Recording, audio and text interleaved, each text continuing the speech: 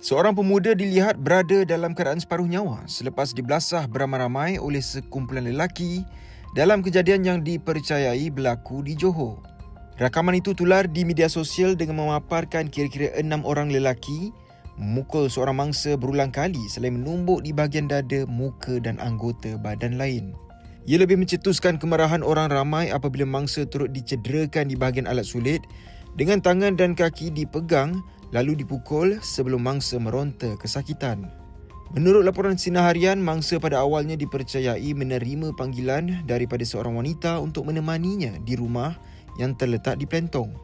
Dia kemudian mendapati terdapat 3 orang lelaki yang tidak dikenali berada di dalam rumah berkenaan sebelum 3 lagi yang lain keluar daripada bilik sebelum bertindak memukulnya.